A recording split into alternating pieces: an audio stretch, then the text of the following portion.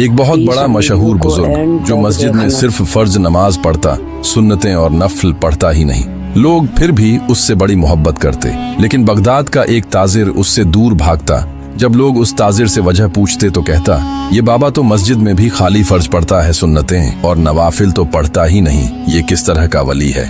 फिर एक दिन ताजिर बताने लगा, वो बुजुर्ग जुमे के फर्ज पढ़कर मस्जिद से निकला तो मैं छुपकर उस दिन उसकी जासूसी करने के इरादे से बुजुर्ग का पीछा करने लगा।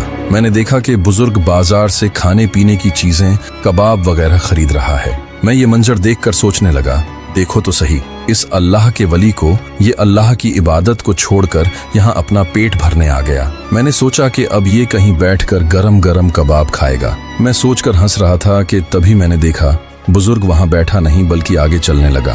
मैं भी उसके पीछे पीछे चलने लगा।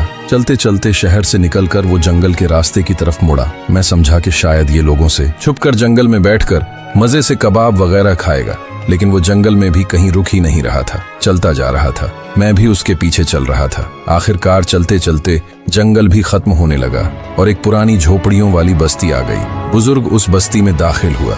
मैं ये सारा मंजर अपनी आंखों से देख रहा था। फिर वो उस बस्ती में चलकर आगे एक सबसे छोटी कमजोर झोपड़ी में जाकर घुसा। मैं भी जाकर उस झोपड़ी के दरवाजे पर खड़ा होकर अंदर झांक कर देखने लगा। मैंने देखा कि उस झोपड़ी के अंदर एक निहायत बूढ़ा, कमजोर हड्डियों का ढांचा शख्स पड़ा था, जो माजूर भी था। बुजुर्ग उसके सरहाने बैठा।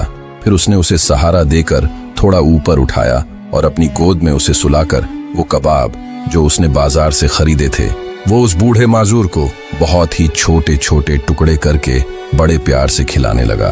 फिर जब उसने खाना खत्म किया तो उसका मुंह साफ करते वक्त वो बूढ़ा ज़ईफ आसमान की तरफ देखते हुए हाथ उठाकर बुजुर्ग को दुआएं देने लगा कि अल्लाह, तू उसकी खिदमत को अपनी बारगाह में कबूल कर और उसे इज्जत वालों में शामिल कर। फिर जब उस बूढ़े माजूर की दुआ खत्म हुई तो बुजुर्ग कहने लगा, बाबा मुझे माफ करना, आज जुमे का दिन था, मैंने सुन्नतें नवाफिल नहीं पढ़े, फिर भी मुझे आज आने में देर हो गई। तो उस पर वो बूढ़ा कहने लगा, मियाँ 14 साल से मेरी खिदमत करते आ रहे हो, इतना तो आजकल सगी औलाद भी नहीं करती, फिर तुम आखिर कब तक मेरा बोझ उठाते रहोगे। बुजुर्ग मुस्कुराया और बोला, आपकी खिदमत करना मुझे बोझ नहीं बल्कि मेरी खुश नसीबी लगती है, क्योंकि इसी खिदमत ने आज मुझे अल्लाह की बारगाह में आला मकाम दिलाया है। लोग समझते हैं कि मेरी इबादत और मेरी नमाजों ने मुझे उस मकाम पर पहुंचाया है, लेकिन मेरे अल्लाह को मेरी इबादत से ज्यादा आपकी खिदमत करना पसंद है, इसलिए मैं सुन्नतें नवाफिल बाद में पढ़ता हूँ, पहले आपकी खिदमत करने आ जाता हूँ। ताजिर कहने लगा, उस दिन मैं रो पड़ा। बुजुर्ग के बारे में क्या क्या सोचता था और वो क्या निकला। सुभान अल्लाह। सबक, किसी बेसहारा को सहारा देना और उसकी खिदमत करना भी अल्लाह की इबादत में शुमार होता है।